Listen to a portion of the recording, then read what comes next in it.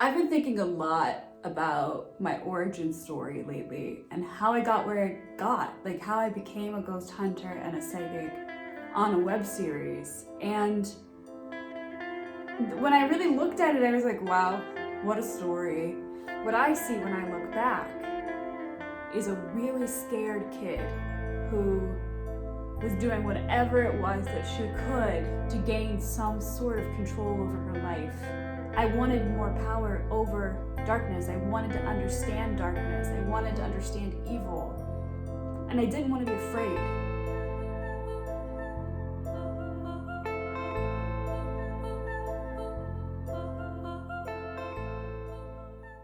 As per usual, we're running just like 5 minutes behind.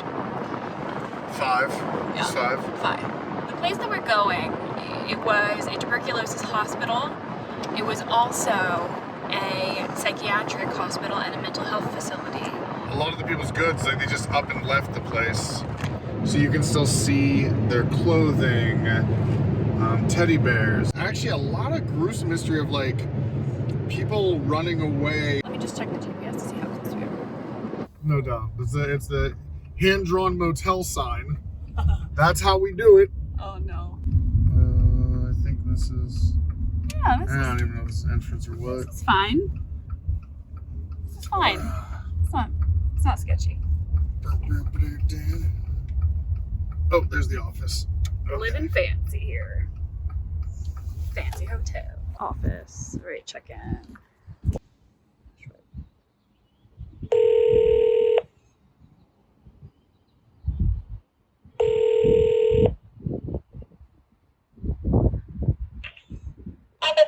Hi, I'm checking in. Okay, I'll be right with you. Thank you. I'll check in. And room 117 at the Covered Bridge Motel.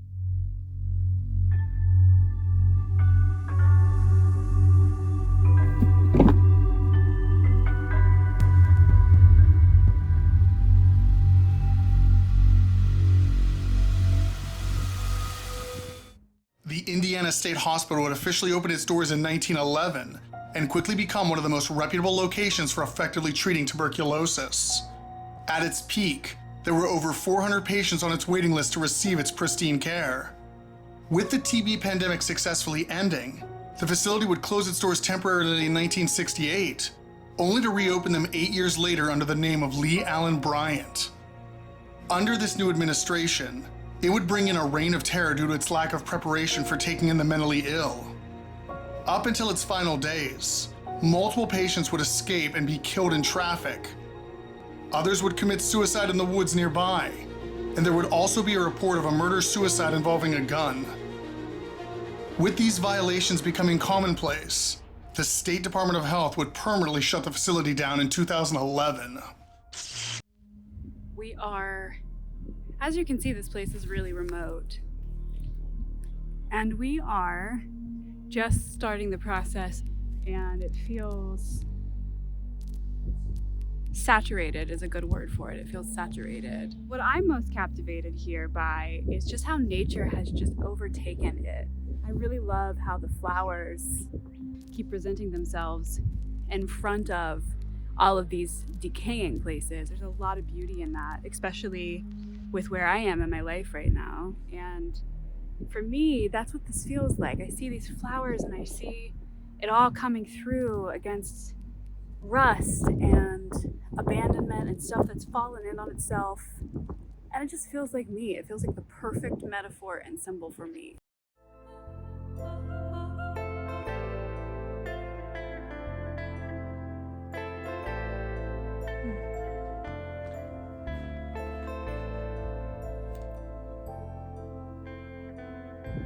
Sometimes I just like to come to places like this and just listen.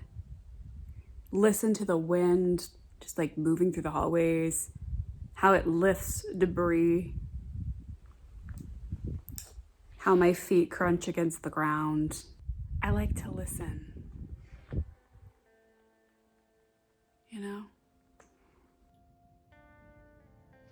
I'm in this place that's abandoned, but it is so loud to me. Like I can hear myself within it.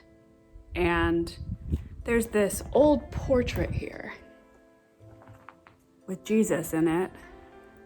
So this used to be a religious room, a room of spiritual fervor. And I don't know if you know this about me, my first word was Jesus. When I was little, my first word was Jeezy. And to see that image against all of this decay, it's almost like, it's like you stepped right into my mind. It's like you stepped into how I felt for so many years, just lost, trying to figure out who I was.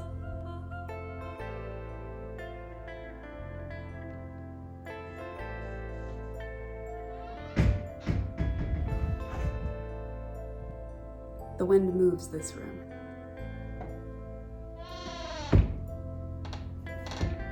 What if this were a perfect window into my mind? A perfect symbol for how my inner landscape looks.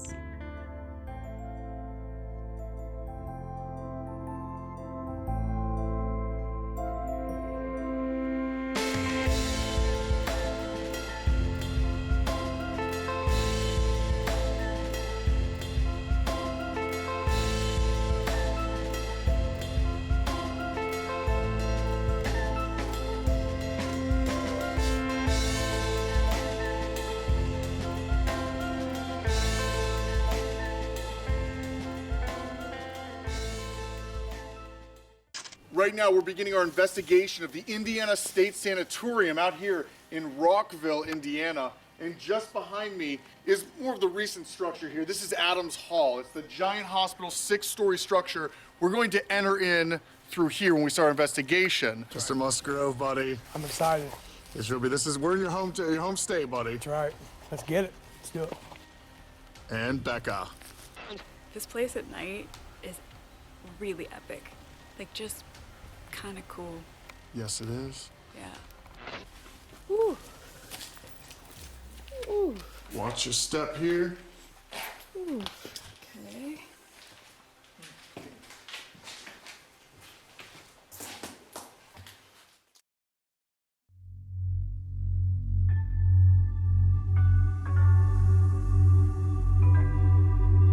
You grow up, you start out as a little kid.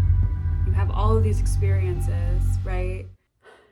It's buried. It's like in the labyrinth of our brains, deep in our subconscious. And so I think what's interesting is you see all of these things throughout this building that have like that symbolic meaning, that depth of meaning.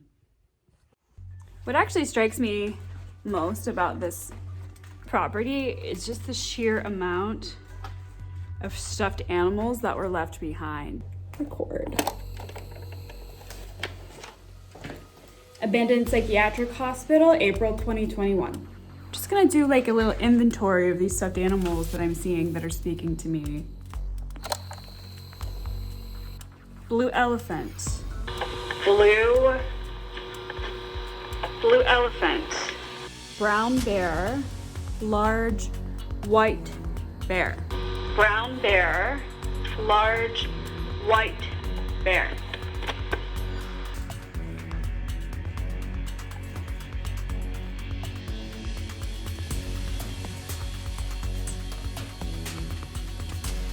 Collection of VHS tapes. Just got a creepy feeling. I don't know where I am right now.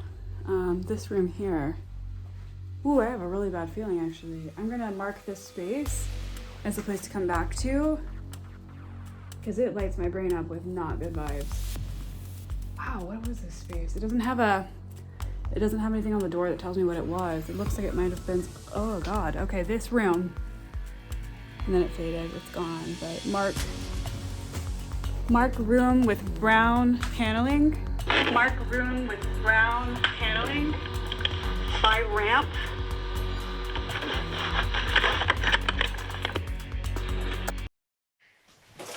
Step. Yep, watch your step there. Is anything, even as we just walk through here, anything popping right out at you that we can work with? Yeah, just a feeling of trapped, sad, mostly though, just a rush of fear and it's cold. But I'm not cold, I just know that it's cold. And I see snow, and I see socks in the snow, like I lost my shoes, water, and it's like I hit my head, and I'm in water, in socks. And I can't tell if I'm okay, because I don't think that I am, and that's scary. So this is the dining hall, and I think I'm gonna hang out in here a little while. This doesn't have the vibes, like the scary vibes, but there's something very thought-provoking about sitting in a room where I feel a bit closed in, because I think that that's important that people know the very beginning of my journey through actual ghost hunting. I grew up believing in demons, in evil, in very scary things with consequences. And I also believed that demons were responsible for things like alcoholism or abuse or rage. The way that I grew up and with the belief system I grew up with, I didn't believe as much in personal accountability for actions. In college, whenever my first serious boyfriend became physically abusive from rage blackouts, like I had a bruise on my thigh that was this big once from a kick that he left on my leg. And I believed that his odd behavior, the fact that he was abusing me, the fact that he was having this rage, I really believed that it wasn't him. I believed that he was possessed by demons. I became a ghost hunter to understand that further. This idea that the abuse that I was enduring was just pure evil was dangerous. My whole family had paranormal experiences growing up, and I think when you grow up in an environment that allows for experiences like that, and in a region where mysticism and superstition and ghosts and things that you can't see are normalized, I think that you are more prone to belief. And I don't think that's a bad thing. I don't think it's a wrong thing. I just think that objectivity is really important. And I was too young to understand that if I had objectively looked at the situation that I was in, I would have seen that my boyfriend had been through a lot of terrible things in his life. He was deeply traumatized, and he had an alcohol problem. I've been really interested lately in this idea that ghost hunting started for all of us with a gateway, with some sort of something that made us want to know more about existence or just something. We needed something more from life, and I'm really interested in that gateway. What was that gateway? Was it trauma? Was it a fear that came from something? Was it a sadness? Was it a grief? Yeah, I'm so interested in that. We're going to use this box, this toy here, throughout the night, and you will get better at it to where we can actually hear what you're saying. All right, so on the count of 3, I'm going to do something that I always do for everybody. I'm going to let you say whatever you want. Test it out, okay? And let's see if I can hear you. So on the count of 3, here we go. 1, 2, 3. Say whatever you'd like.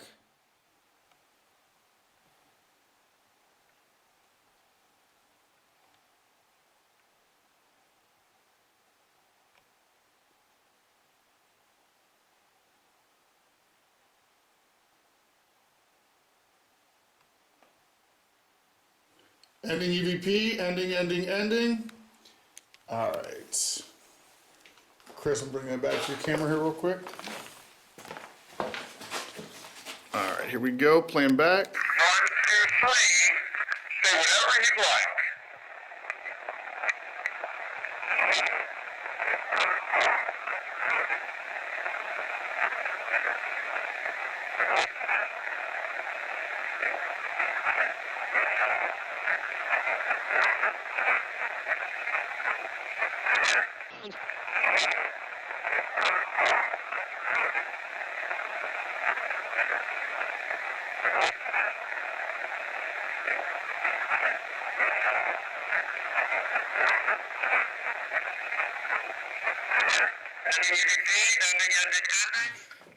Okay, we got clear responses on that. I gotta make this out here real quick. Let's see. 1, 2, 3. The doctor. Something the doctor. I think it might be saying, "Are you the doctor?"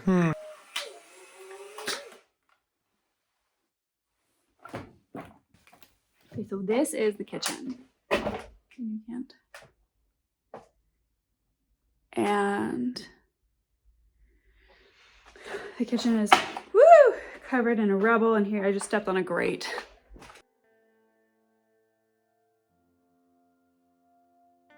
This room in here has a vibe to it. I'm gonna mark it. It just has like an oomph, almost like, how would I describe that, actually? It feels full and tough. It feels like I just want to say, I'm sorry you felt like that. I'm sorry. I want to hug whoever filled that space with whatever that feeling is.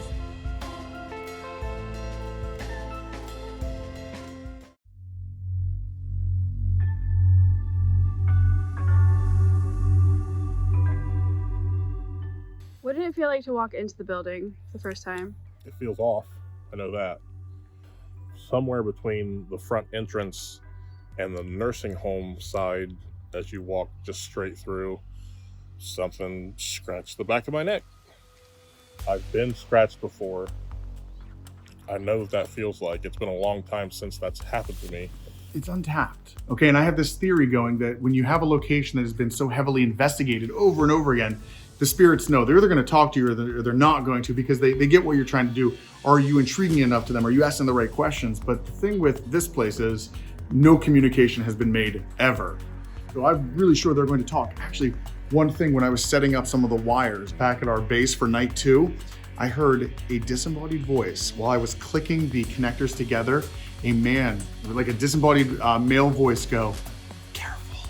And I repeated it to make sure they understood that I heard them. I said, "Careful, I'll be careful." It changes at night. Like, you can feel the change from the day to night. And even just staring at this juggernaut, like, it's not the same thing we walked into this morning. Just the presence and the shadow of the hospital is just ominous and overwhelming. Just walking up on it, we have little flashes of lightning that just pop up behind it, and just this massive shadow of a structure. I am completely alone in this abandoned hospital. Everybody just went upstairs to set up for the time of the night whenever we isolate people, and then I communicate with them to try and break down what they are experiencing based on what I believe is around them, whether it be a memory or energy or just an echo, some sort of footprint that someone left. We're trying to tap into that and also validate that through some sort of technology. We're looking to see if what I am experiencing adds up or lines up or intersects with the different ghost hunting equipment that we're using.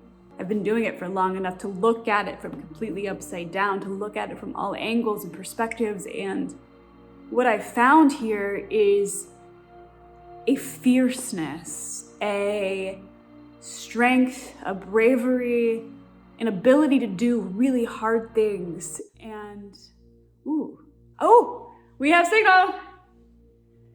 Oh, yep. Hold on, we have signal, but I do not have sound yet. 1 second. All right. On the count of 3, I'm gonna record on these. 1, 2, 3. All right, we're recording. I'm gonna put one right here, and then one around the ledge here for you. Just one's right there. Okay. All right, brother. Worst situation ever. Ever. All right. I think so. You got bats flying around. I'll get that bat counter out for you. Please All do. right, buddy. Give me about 30 to a minute here to get back to base. All right. Good luck. Thank you.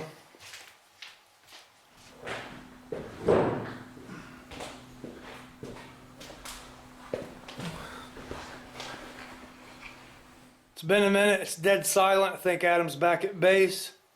There's an image of a girl chewing on her fingernails. So I'm assuming that means fear or anxiety. And there's another image I don't understand. It's like a mirror, not a mirror, like a window, and like a reflection in the window, and it has some sort of meaning, but I don't quite understand what it is. So listen, my name's Chris. If you can hear my voice, come down this hallway, a little closer where I can hear you.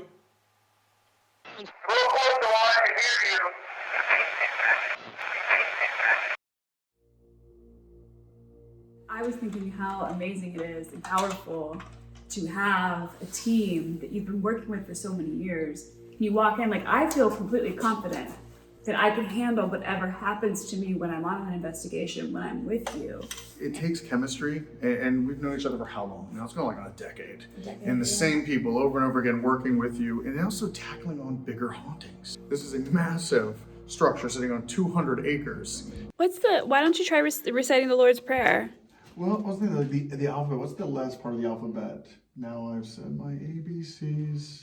Next time, why don't you sing to me? Let's see if they can say the last part. Now I've said my ABCs. Next time, won't you? 1, 2, 3. Now I've said my ABCs. Next time, won't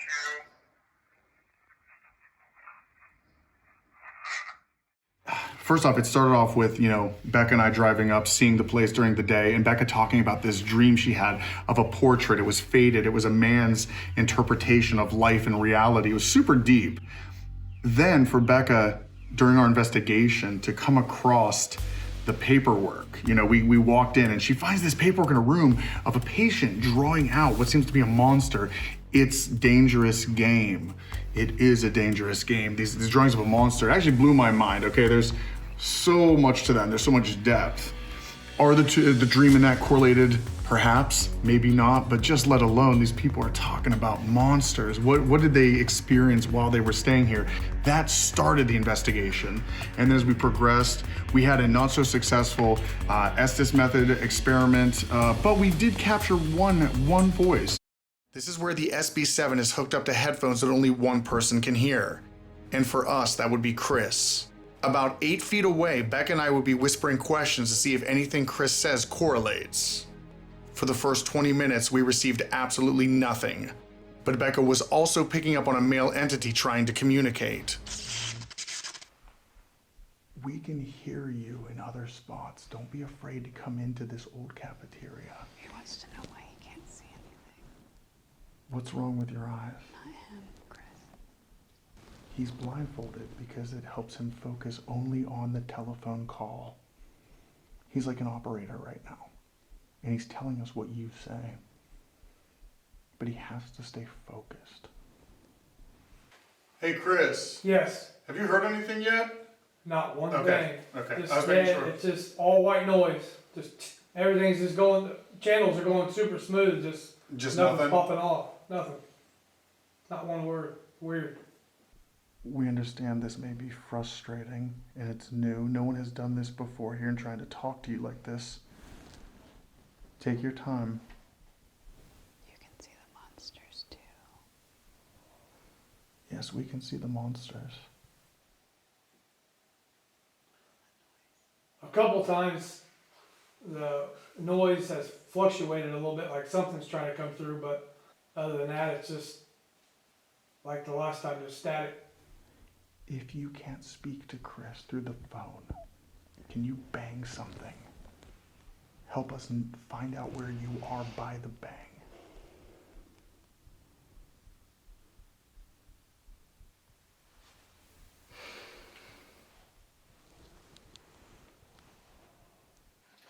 Weird, I just felt a bunch of cold air hit my face. Just come from this side. If you need help, tell us that you need help. I just heard help me. What? Wow. I got chills. Dude, I'm covered. Holy shit, it worked.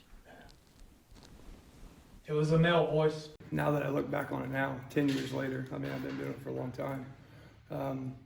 Yeah, having a rough childhood. My brother and I is the one that first started going together, and he had a rough childhood too. So, yeah, it just really makes you think. I don't think a lot of people understand, or even will still understand it, but they need to. I mean, people are people fighting their own demons, their secrets, and trying to connect with them in a way like we do here. I mean, I don't know. Because everybody has secrets, and everybody, I think, fights certain demons, no matter big or small.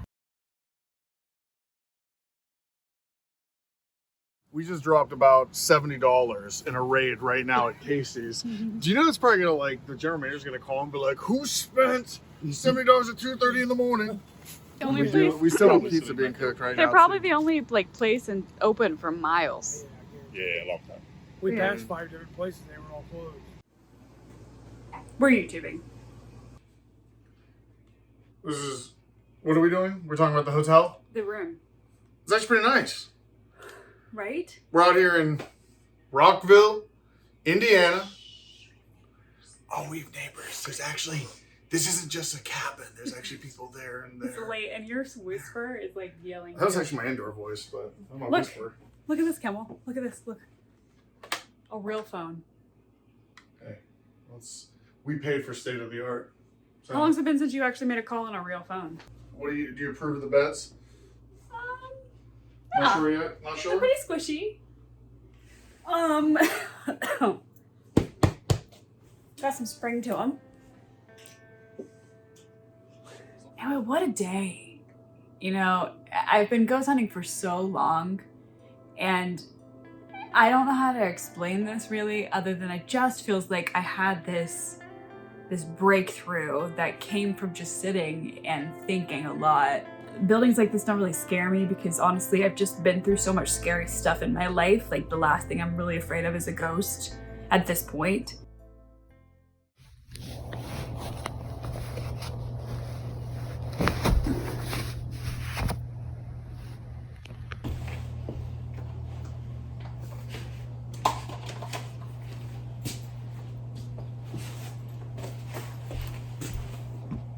I didn't know I was gonna need a hoodie today, so I am about to go into Family Dollar to see if they have a black hoodie or a white hoodie, a hoodie that I can cover up when it's raining.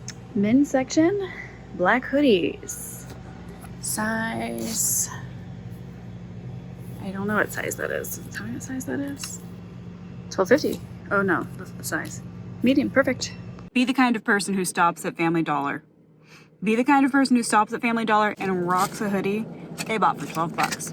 Ooh, ouch.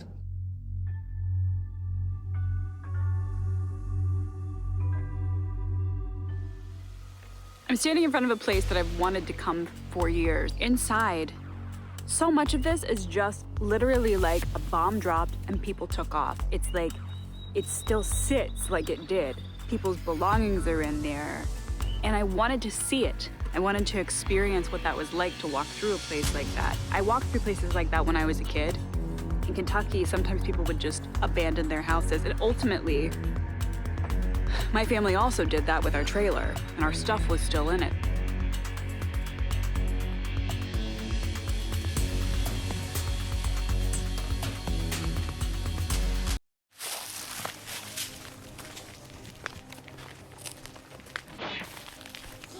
Watch out, broken glass.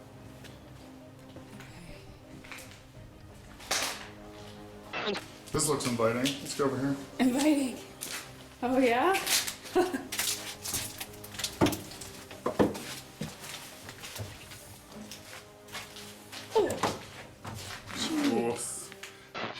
Already from like, the halls are a little more narrow, but this reminds me of Hillview Manor. Because it was the nursing home, but like it's the same setup. There's beds in here. Yeah, I could see that. Yeah. Geez, actually a lot of them still.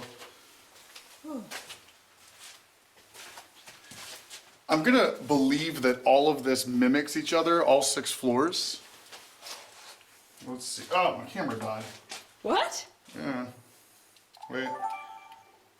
Okay. Are you okay? No, it's just a chip.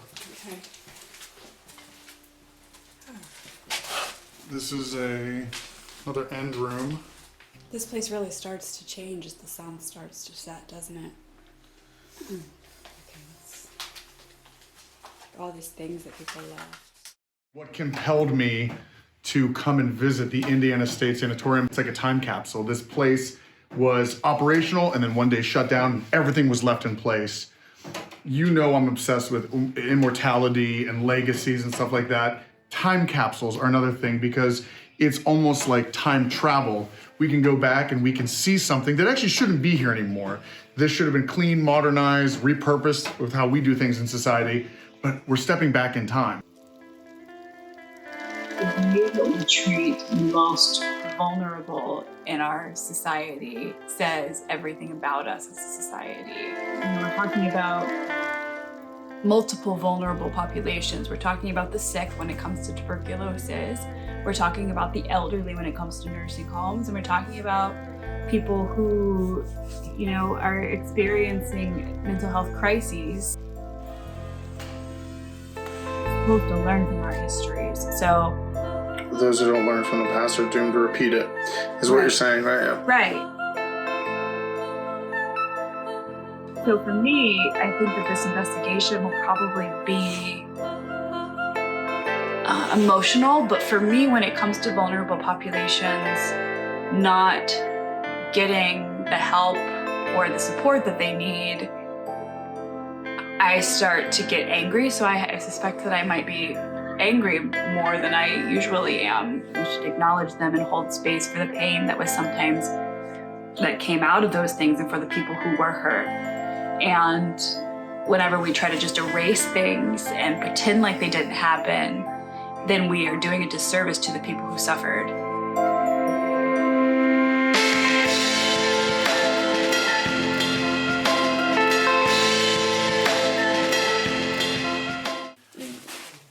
That's good. I don't get touched often. No. All right. Let me play this back here, Chris. Let me play this back into your recorder. Okay. 1, 2, 3. Come forward and speak at this box, please.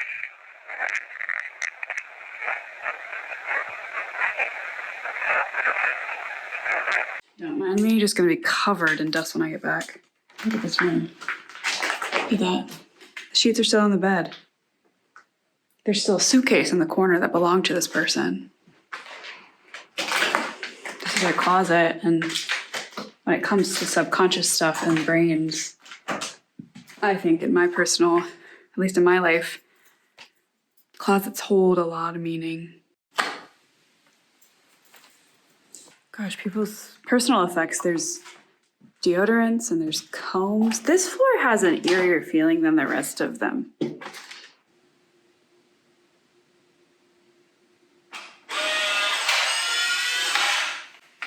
My approach to ghost hunting these days is I always hope to uncover something that deepens the way that we think about life.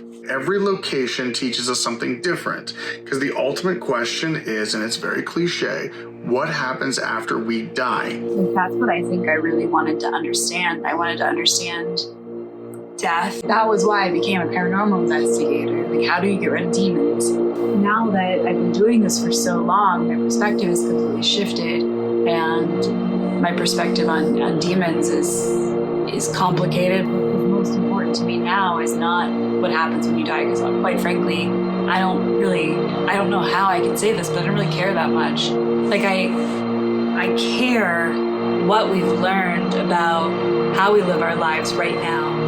I'm looking for something very specific. I don't remember where it is. Hey! When can I interview you? What? When can I interview you? We can do the next, if you want to meet over here, we can start. Hey, I'm looking for the place I got the teddy bear. Is that in here?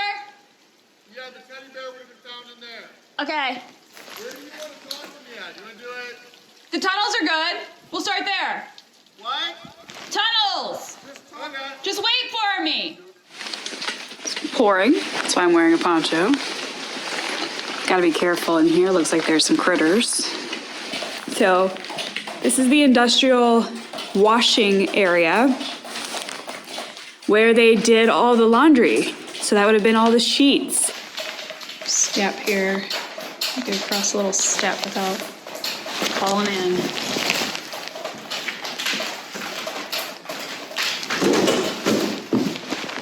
For me, the sheer amount of hangers that are here, they represent people. These hangers are two moments removed from touching, holding, hugging the people who were here. You know, like whatever garment they wore, well, that hung on this hanger. Do you know? Like for me, that kind of thing is just so, I don't know, it touches some part of my mind and my heart and my soul, and I think about stuff like that. Yeah, that's not a pigeon, that's definitely an owl. Yeah. Hey, buddy. Is it alive? Is it real? No, it's a stuffed animal. No, I know. Is it? Are you sure it's not taxidermy? Yeah, no, it's a fake one. Hey, little guy. No, I don't want him to attack me. No, it's fake. Ah! There he goes!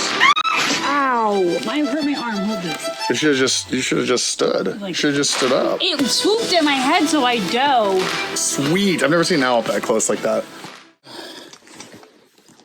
We are in the old powerhouse right now at Indiana State Sanatorium. They have their own powerhouse in the back. It's pretty cool. What is a little saddening and cryptic about this place is a lot of the residents' baggages, their suitcases, their belongings were all stored here. So to these people, this was life to them. This is what they had to their name, and it was put in here. So, yeah. So I actually have a teddy bear that came from here that the owner gave me that I take care of. And that's why I wanted to come back here, because I found this room to be so impactful and sad and all these things that belong to people. Like, they had to have mattered to them if they brought them with them.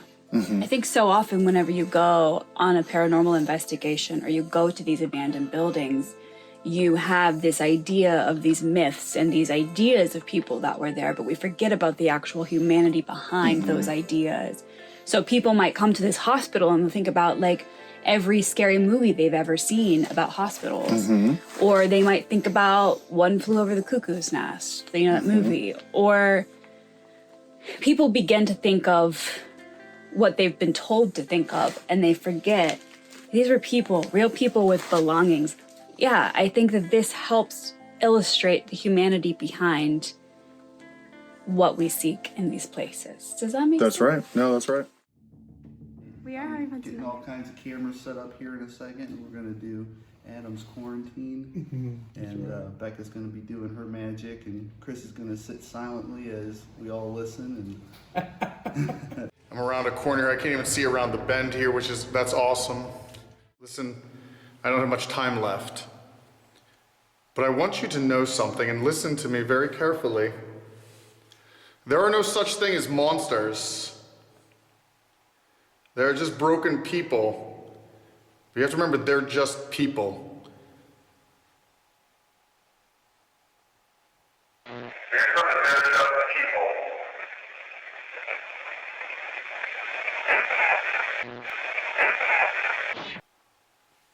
feel like there's someone right here.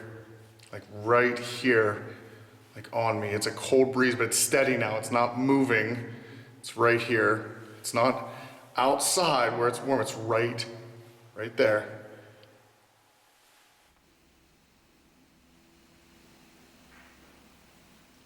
Whoa. Did you hear that? So, but thank you. I'm gonna regroup with my friends now. It was very nice talking to you. Are we friends? Are we friends? We are friends. My name's Adam. I can be your friend forever. Up we go.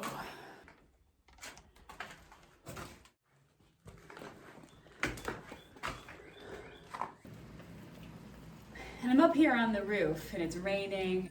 I just keep thinking about that really pivotal time in my life in college, whenever I was walking on rooftops. How in those moments I felt small, but like in a bad way.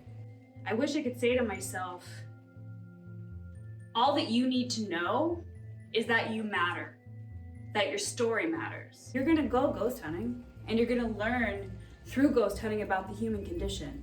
And you're gonna relate to those ghosts in a lot of ways. And you're gonna be able to speak articulately about the things that you had to overcome because you spent a decade looking at other people's lives and other people's tragedies. And in making people think maybe you can change something. I wish I could go back and be like, Becca, listen, there's nothing wrong with the fact that your heritage added up to belief in things that people can't see, because there's also a lot of other things that people can't see. You know, people can't see ghosts, but they also can't see love. People can't see fear, but people also can't see compassion. I just wish I could sit with myself and be like, yeah, there are a lot of things that you can't see, but most of them are worth celebrating.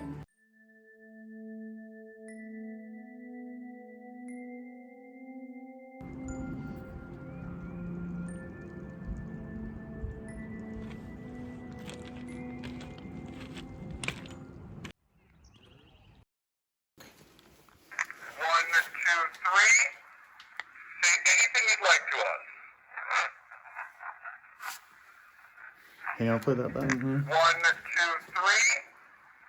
anything you'd like to us. You have like an eagle eye as somebody who is one of the like main producers of RU. Well, I'll tell you, when I was sitting through your quarantine and I was filming it and I could hear certain things that were happening, things were moving out in the hall. I heard that. Yeah. Does it sound like papers? Did those papers behind me just rustle? Good. This is good. We want them to communicate. They're curious. They're very curious. Okay, that was a rush of something. Almost like excitement.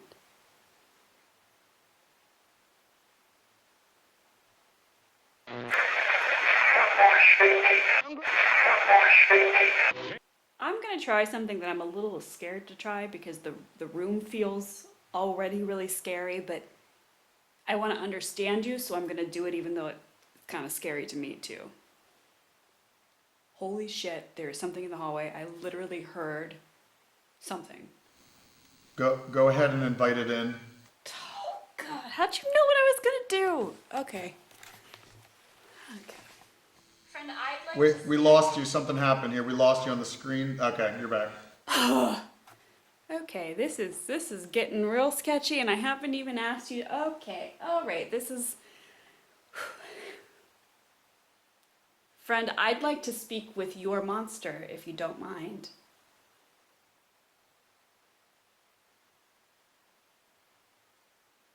Friend, I'd like to speak with your monster, if you don't mind.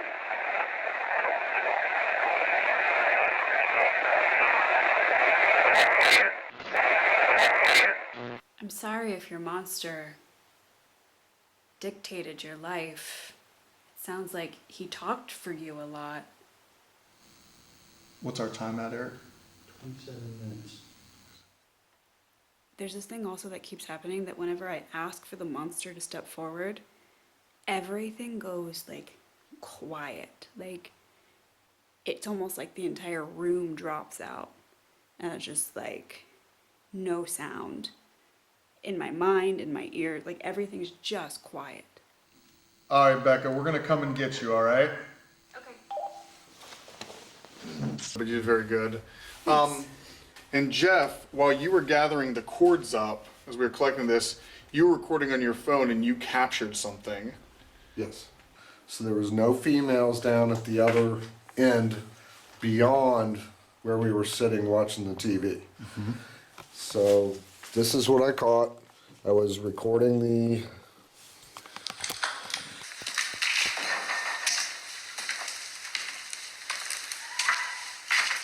I don't know if you heard that or not, but it sounds like a woman screaming. It's a straight scream, yeah. And when this was happening, yes, everybody was on the whole other side. There's no way, we discussed that, there's no way, even if you were to scream, there's no. Then you didn't, we're with you. There was no screaming like that, so.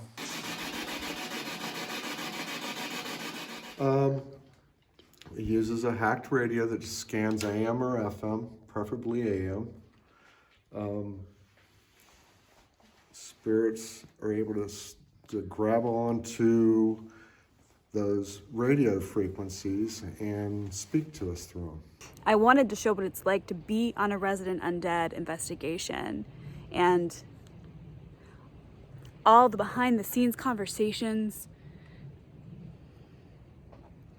everything that happens. I wanted to capture that raw because there's so much beauty and poetry in the way that we investigate and the stuff that you don't see. So, cut. What a common scene, leaving an investigation at, like, what, 3 in the morning? It's always quiet. Yeah. Like, you'd think after a normal investigation we would be like hyped and talking about it. But a lot of the time it's just literally sitting there and just calmly driving. Like you're taking it all in. Yeah, like very reflective. It's a lot. It's a lot. Hey, listen, we ate a lot of pizza. That pizza was bomb last night. That was really good. I know it sounds like maybe not a special too, but like that was really good. Can you give me some cheesy bread? Oh, what? Oh, and it's okay we get some cheesy bread too. Yeah, we have cheese sauce and marinara sauce. Can I have both? Good with the pizza. I don't think he's anything to drink. I'll give him one of the Dr. Peppers. And then, oh, Chris wanted a donut. Right.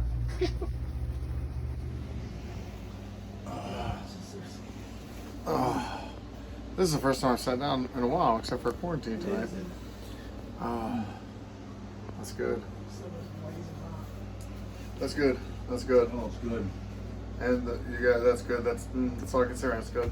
Not even touch pizza. That's good. Woo! Hot! See the steam coming off that baby. That's real good. Yeah, it's so good. After spending 48 hours at the Indiana State Sanatorium, we'd conclude our investigation. With being the first team to document this location, it was everything we would have expected. But there is so much more to uncover. And now that we've opened the floodgates for all other teams to enter, I'm beyond excited to see what all of you will capture.